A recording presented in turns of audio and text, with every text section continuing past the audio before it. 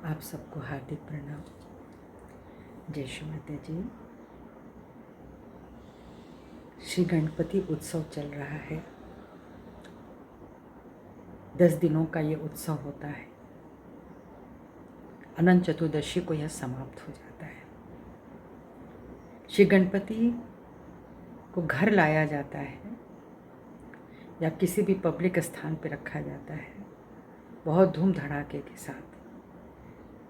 सबको पता ही होगा कि यह प्रथा लोकमान्य तिलक ने बनाई थी और इसलिए बनाई थी कि जो हिंदुत्व हैं, जो लोग पवित्रता को समझते हैं या जो देवी देवता को समझते हैं, वे सब लोग एक जगह इकट्ठे हों और उसका उत्सव मनाएं। आज वो भले घर में तो मूर्ति रखने का प्रावधान है ही है, लोग रखते ही हैं, मूर्त स्वरूप में पूजा करते हैं तो, लेकिन गणपति को घर घर ले आने की कोई परंपरा नहीं थी। वो पब्लिक प्लेस के लिए ही था जहाँ सब इकट्ठे हो सकते हैं। और वो भी कहा जाता है कि इधर की तरफ विसर्जित नहीं करना चाहिए आपके बाकी महाराष्ट्र को छोड़कर, क्योंकि महाराष्ट्र में गणपति गए थे और गणपति के स्थान जैसा मैं सुन रखी हूँ उसी के आधार पर बात कर रही हूँ। तो वहाँ पे उनको कुछ दिन बुला करके और मेहमान की तरह रख के उनको विदा किया जाता है, उसको विसर्जन कहते हैं। लेकिन सबसे बड़ी बात है कि मनुष्य के शरीर में ही जो गणपति का स्थान है वह कितने लोगों को पता है। कितने लोगों को पता है कि गणपति उनके शरीर में कहाँ निवास करते हैं। कितने लोगों को पता है कि कौन कौन से देवी देवता हमारे शरीर के किन किन अंगों में किन किन चक्रों पे निवास करते हैं। कितने लोग अपने भीतर उतर कर उन चक्रों को देखते हैं, समझते हैं और उन पर ध्यान करते हैं। देवी देवता हैं ये हम सब जानते हैं, पर क्या वो सिर्फ काल्पनिक हैं? क्या उन्हें हम सिर्फ नाम से याद करें या हम कितनी देर तक उनका चिंतन मनन करें?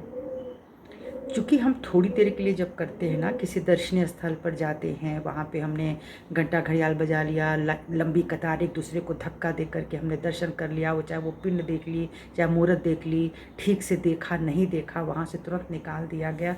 हम कितनी देर वो जज्ब कर पाते हैं अपने भीतर, और हम क्या देखने के लिए जाते हैं?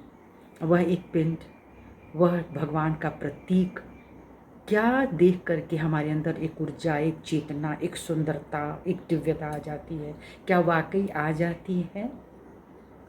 तो विसर्जन का भी मतलब कहीं नहीं समझ में आता कि जब आप गणपति तत्व को समझ गए हैं तो वह पवित्रता का तत्व है, तो क्या पवित्र शक्ति को हम विसर्जित कर सकते हैं? क्या जो ओमकार है, जो पूरे ब्रह्मांड का निर्माता है, जो कण कण में विद्यमान है, जो एक एक एटम में है, क्या हम उसको विसर्जित कर सकते हैं? तो चलिए आप पूजन करिए, विसर्जन करिए, बात वहाँ नहीं है, उसकी होने भी नहीं जा रही है।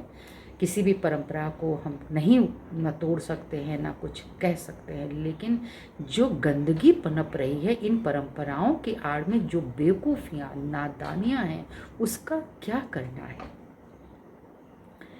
हम लोग जब 2 मिनट का अजान होता है, कभी कभी हमारे घर के सामने मस्जिद था, वो अजान होता, हम लोग को बड़ी तकलीफ़ होती थी।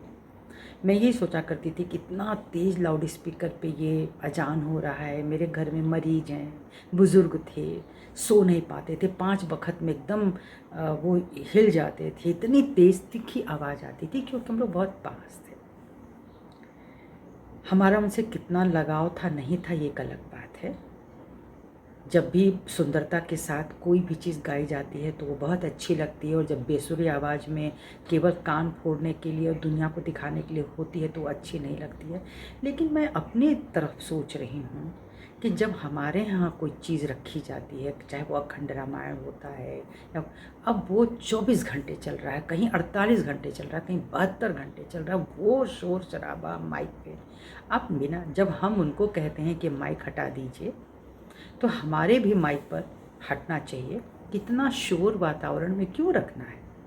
थोड़ी देर के लिए कोई भी चीज़ अच्छी लगती है। आप भजन कीर्तन कर लिए, आपने आरती वगैरह कर ली, अब शांति बना दीजिए, कोई बात नहीं। लेकिन पूरी रात जगे रहना, जगाए रखना, चिल्लाना, दिखाना, इसका कोई फ़ायदा होता नहीं है।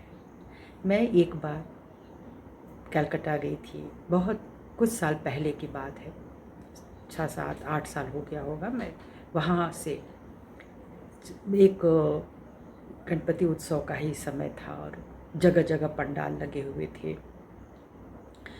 जहाँ जहाँ से गुजर रही थी वहाँ पे अजीब अजीब गाने, अजीब अजीब गाने।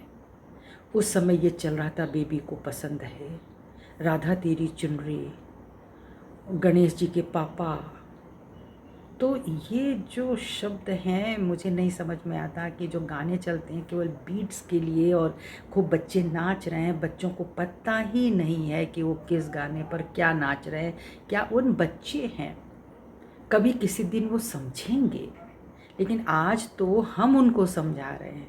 हम ऐसे गाने लगाएं और आप उनको नाचें। वहाँ पे चाहे देवी मूर्ति स्थापित हुई हो, मैं वहाँ तो दुर्गा के पूजन के भी समय गई हूँ, तब भी मैंने देखा यही आलम, भीड़ जा रही है आ रही है। जो बीच का समय है वो बिल्कुल अजीब अजीब गानों से चल रहा है, केवल शोर शोर शोर, हर थोड़ी दूर पर शोर। बहुत ही वितृष्णा होती है, अच्छा नहीं लगता है। लेकिन कोई भी एक अकेला आदमी, दुकेला आदमी क्या कर सकता है। लेकिन मुझे लगता है कभी कभी विचारों की शक्ति भी बहुत बड़ा कार्य करती है। यदि सबको बुरा लगता, मान लीजिए अगर मेरे मोहल्ले में इस तरह की चीज़ें हो रही हैं, तरह तरह के गीत हो रहे हैं, भजन तक भी चलिए ठीक है, लेकिन अगर ये उटपटांग गीत हो रहे हैं तो कोई जाके रोकता क्यों नहीं है। वहाँ बड़े भी होते हैं, क्या उस मोहल्ले में कोई बड़ा नहीं है। लेकिन मैंने महसूस किया कोई बोलना नहीं चाहता। हम उनसे नहीं उलझेंगे, हम उनसे नहीं उलझेंगे। अगर आप लोगों ने एक कमेटी बनाई है तो इस कमेटी में डिसाइड क्यों नहीं करते हैं कि जब हम ईश्वर की प्रतिमा को स्थापित करने जा रहे हैं तो हम कोई ऐसा फिल्मी गीत संगीत नहीं बजाएंगे जो बहुत ही निचले स्तर का हो जाता है। वो कुछ शादी ब्याह नहीं है कि आपने जो भी बजा दिया, जो भी मजाक कर दिए, गंदे भले बुरे, वो इंसान पी जाएगा क्योंकि माहौल ऐसा है। पर ये मजाक का माहौल नहीं है। और हम जब गणपति का उत्सव मनाते हैं तो उत्सव से पवित्रता का होना चाहिए, केवल केवल केवल पवित्रता का। देखना चाहिए कि इनसे हमारे बच्चों पर क्या असर पड़ रहा है। जो जनता यहाँ आ रही है वो कितनी पवित्र है, पवित्र आचरण में है, मर्यादित है। एक भी शब्द गाली का नहीं हो सकता, अपशब्द नहीं हो सकता। आपने इस बात का ध्यान रखा, केवल मूर्ति ली, चंदा लिया, मूर्ति स्थापित करी, फिर खूब प्रसाद चढ़ा, खूब पैसा चढ़ा, लोगों को बड़ा अच्छा लगता है। जाके वो 1 रुपये कमाएंगे ना उन जितना, वो तो जा कर के 1 रुपये 2 रुपये 5 और 10 दे करके उनको लगता है कि हमने बहुत बड़ा भगवान का कल्याण कर दिया, या भगवान का नहीं किया तो हमने अपना इतना बड़ा कल्याण कर दिया कि हम चाहे जो भी पाप कर रहे हों, मन से, वचन से, कर्म से, जो भी पाप कर रहे हैं वो सब साफ हो जाएगा। यही रहता है ना। पर यह बहुत ही वेदना का विषय हो गया है कि यह आए दिन बढ़ता ही चला जा रहा है। क्या गरीब तबका, क्या अमीर तबका, क्या पढ़े लिखे, क्या अनपढ़, क्या गांव, क्या शहर, सब एक रंग में डूबे चले जा रहे हैं। मैं वैचारिक शक्ति की बात कर रही हूँ। कुछ तो अच्छे लोग होंगे ही, कुछ को तो बुरा लगेगा ही होगा ये सब, ये शोर शराबे, रात दिन का चिल्लपों। तो क्यों नहीं रोकते हैं। कुछ तो समाज के लोग अच्छे होंगे, वो तो इकट्ठे हो सकते हैं, स्त्रियां नहीं पुरुष तो इकट्ठे हो सकते हैं। पर मैं इसको बिल्कुल ही देखती हूँ कि इस पर किसी पर असर नहीं पड़ रहा है कि जो चल रहा है उसको चलने दिया जाए। मैं एक बार की बात बताती हूँ। मैंने अभी पिछले वीडियो में बताया था कि किस तरह से गाली पर नियंत्रण किया था। सिर्फ एक स्त्री जहाँ पे खड़ी हो गई वहाँ गाली बंद हुआ।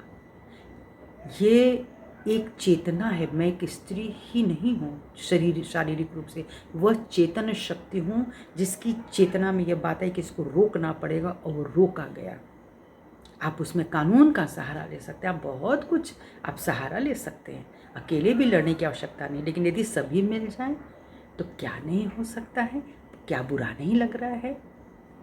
तो मैं एक बार अपनी बात बता रही हूँ कि हमारे मोहल्ले में नई तरीके से होलिका का आयोजन किया गया।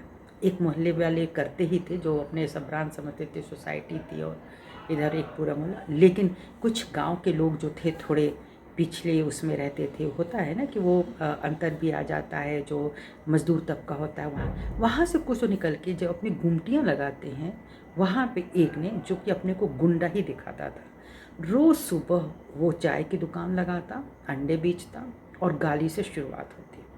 किसी न किसी को फ़ोन पे बात कर रहा होता और वो गाली पूरे बेंगलोर में थे, इधर उधर चारों तरफ अच्छे अच्छे घर, वो सब जगह फैल रहा होगा। अगर वो मेरे छत तक आता है तो किसी के यहाँ भी जा सकता था। वो आवाज़ इतनी तकलीफ़ पहुंचाती थी। जहाँ ईश्वर का नाम लिया जाए, वो उस समय जब कोई धुआं उठता होगा, उस समय उसकी गाली शुरू होती थी। बहुत वेदना होती थी, क्रोध होता था। कैसे इसके मुंह पे जाकर थप्पड़ मारे, कोई तो बोले। लोग चाय पी लेते थे, पी करके निकल जाते थे। कोई मोहल्ले का भी इधर का घूम करके आ गया, चाय पी लिया। मुझे बड़ी हैरानी होती है, या होती थी, हो भी रही है, आगे भी होती ही रहेगी, कि कोई मना क्यों नहीं करता। तो अब हमको यही लगा कि इसके लिए कुछ करना चाहिए। तो एक बार यही होलिका का समय था और बहुत ही भद्दे गाने उसने लगाए। दिन भर अजीब अजीब गाने, कुछ भजन भी चलते थे, लेकिन उसके बाद वही शुरू हुआ, राधा तेरी चुनरी। और पता नहीं क्या कि उन तो गानों के बोल भी मुझे नहीं पता, कि ये तो पता है कि कभी किसी भी परमात्मा के लिए या देवी के लिए ये शब्द प्रयोग नहीं हो सकते। ये तो विवेक सबके पास है ना, लेकिन वो चलता रहा। शाम हुई, सब गांव के लफेड़े बच्चे, जिसको कहते हैं ना, कि ना उनको शरीर को किस तरह से मर्यादित ढंग से नचाया जाए, वो झिझोड़ करके जैसे कोई बारात चल रही है, औघड़ों की जमात है, वो क्या है, वो शरीर को 10-12 लड़के जो है वो नाच रहे हैं, छोटे बड़े, और मज़ा ले रहे हैं। ये लोग, कुछ लोग बैठ करके जो धर्म के ठेकेदार बन गए थे। मुझसे नहीं रहा गया, मेरे स्वभाव में नहीं है। मैंने कहा अपने बेटे से कि चलो चलते हैं, हम शिकायत करेंगे। 2 पुलिस वहाँ बैठी हुई थी थोड़ी दूर पर, और जैसे कि आम त्योहारों में होता है कि 4-4 कोने पे लोग बैठे होते हैं, इधर उधर, पर वो कितना नियंत्रित क्या करते हैं वो तो ईश्वर ही जानता है। 2 पुलिस वाले बैठे थे, मैं और मेरे बेटे, मैं नीचे उतरी। मेरे पति ने समझाया कि देखो, इन लोगों के बीच में मत पड़ो, ये लोग ठीक लोग नहीं हैं। मैंने कहा ये कहीं भी चले जाएं, लेकिन ये हमारे घर के सामने इस तरह से उत्पात नहीं मचा सकते हैं। इतनी गालियाँ सुनने की हम में ताकत नहीं है अब, और इतना भद्दा ये जो गाने हैं ना, नहीं बर्दाश्त हो रहा है। मैं देखती हूँ, और डायरेक्ट तो लड़ाई करना बहुत मुश्किल है, लेकिन फिर भी देखते हैं। हम लोग नीचे उतरे, जो 2 पुलिस बैठी थी, हम लोग वहाँ गए। हमने उनसे बोला, हमने कहा भाई आप लोग यहाँ बैठे हैं तो क्यों बैठे हैं? ये लोग इतने गलत गानों पे यहाँ पे नृत्य कर रहे हैं, रहा नहीं जा रहा है, सुना नहीं जा रहा है, और आप लोग यहाँ बैठ के इसका आनंद ले रहे हैं, रोकते क्यों नहीं? बोला मैं क्यों रोकूं, आप रोकिए, और अगर नहीं रुकता है, नहीं मानते हैं, तो हमसे शिकायत कीजिए। हमने कहा अगर हम लड़ाई लड़ लेंगे तब हम आपसे शिकायत करेंगे, तो ये तो कुछ का कुछ कर डालेंगे। बोले देखिए मैडम, हम लोग डायरेक्ट नहीं कर सकते, हम इनको मना नहीं कर सकते, इनको तो मोहल्ले के लोगों को मना करना चाहिए ना। आप जैसे लोग इकट्ठे हो, इनको मना करें, ये नहीं रुकेंगे, ये कुछ गलत व्यवहार करेंगे, तो हम कार्रवाई कर सकते हैं। अजीब बात थी ना। फिर हम लोग चुप हो गए, थोड़ी देर चुपचाप खड़े रहे, तो उन्होंने सुझाव दिया, आप एक काम करें, आप थाने में सीधी रिपोर्ट कर दीजिए। मैं नंबर देता हूँ थानाध्यक्ष का, आप रिपोर्ट कर दीजिए, आप महिला हैं, आपकी बात सुनी जाएगी। मुझे ये बात समझ में आई। मैंने फ़ोन किया, और वहाँ मैंने थानाध्यक्ष से बोला कि सर हम लोग बहुत परेशान हैं, और बहुत दिनों से इसकी गालियाँ और बहुत दिनों से इसके व्यवहार बहुत ही अभद्रतापूर्ण होते हैं। दूसरा, आज होलिका के दिन इसने पूरी अति कर रखी है, शराब पी करके गंदे गाने लगा करके, इतने अभद्र ये डांस नृत्य सब हो रहे हैं कि देखा सुना सहा नहीं जा रहा है। सर कुछ करिए। तो उन्होंने पूरा एड्रेस पूछ करके बोले मैडम आप अपने घर में जाइए, हम लोग देखते हैं। हम लोग वापस अपने छत पर आ गए। थोड़ी ही देर में गाड़ी आई पुलिस की, 4-6 पुलिस वाले उतरे, और उन्होंने सुनते ही, और वैसे तुरंत उसने गाना बंद कर दिया। लेकिन पुलिस ने उतना सुन लिया था। जब तक वो गाड़ी धीरे धीरे आ रही थी, उन लोगों ने जो भी देखा सुना समझा होगा, उसने एक डंडा निकाला और मारना शुरू किया। मैं उससे पहले बता दूं कि धीरे धीरे पुलिस को कह तो दिया था, लेकिन मन में था कि कहीं, मुझे ऐसा लगा था कि कहीं उनको कोई गलत बात तो ना हो जाए। तो बल्कि उतनी देर में मैं आगे भी बढ़ी थी और कुछ बच्चों को अपने पास बुलाया वहाँ से कि ज़रा आप लोग इधर आना बच्चों। मैंने कहा बेटा आपको पता है कि आज क्या आयोजन है? बोले होलिका। हमने कहा होलिका धर्म का आयोजन है कि नहीं? बोले हाँ है। तो हमने कहा धार्मिक चीज़ों में क्या इस तरह के गीत गाते हैं, ऐसे ऐसे गाने गाते हैं कि भगवान का नाम लेते हैं? तो बच्चों ने बोला भगवान का नाम लेते हैं। हमने कहा तो यहाँ जो चल रहा है वो भगवान के नाम का कीर्तन चल रहा है, भजन चल रहा है, क्या चल रहा है? बच्चे चुप हो गए। हमने कहा और आप जो लोग इस तरह से उछल उछल कर नाच रहे हैं इस तरीके से, ये भगवान का नृत्य है बेटा, भगवान के सामने आप ऐसे ही नृत्य करते हैं? हमने कहा ऐसा है कि आप लोग यहाँ से जाइए, पुलिस बुलाई गई और अगर आप नहीं जाएंगे तो पुलिस आपको पकड़ेगी। वो बच्चे दौड़ लगाते हुए निकले और तब तक पुलिस आई। तो पुलिस वालों ने उसको समझाया। उसके बाद कम से कम 2-3 घंटे के बाद और रात हुई, ये पुलिस के जाते फिर इसने गाना लगाया बेहयाई की हद। हम लोगों ने पुनः फ़ोन किया कि सर ये समझ नहीं रहे बात को, आप आइए नहीं लेके जाइए। पुलिस आई और उसमें से जो था मेन उस समय जब मौजूद था, उसको तो बिल्कुल इसका एहसास नहीं होगा कि कोई कॉल करके पुलिस बुला रहा है।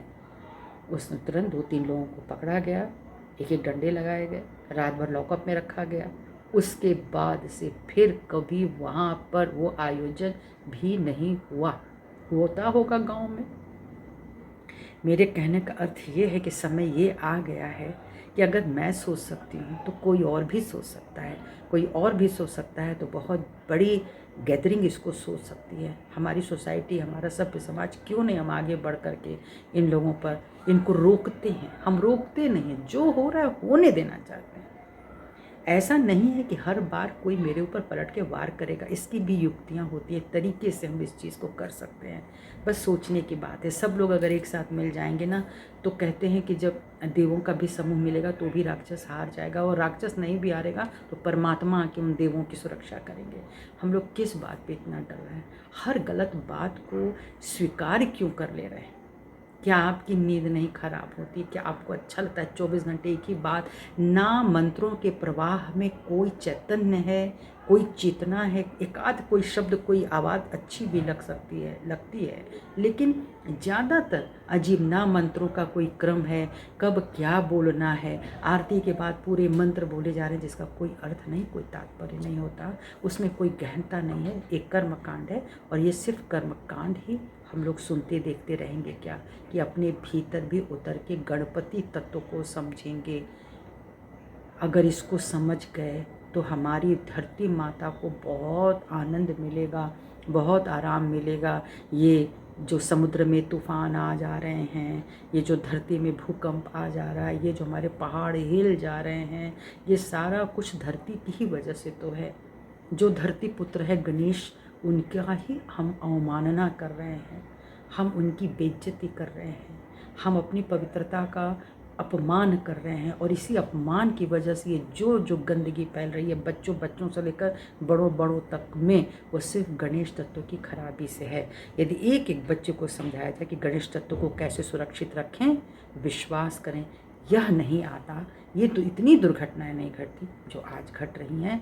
कृपा करें अब भी संभलें, लोगों को इस वीडियो को भी शेयर करें ताकि वो एक स्त्री की बात को सुने, एक स्त्री की बात को। क्योंकि अभी मेरे सामने लोग नहीं बोल रहे हैं, बोलना चाहिए। इस तरह से और भी लोग आगे आएँ, अपनी बात कहें समूह में, समाज में, तो फिर ये दुनिया तो बदल ही जाएगी।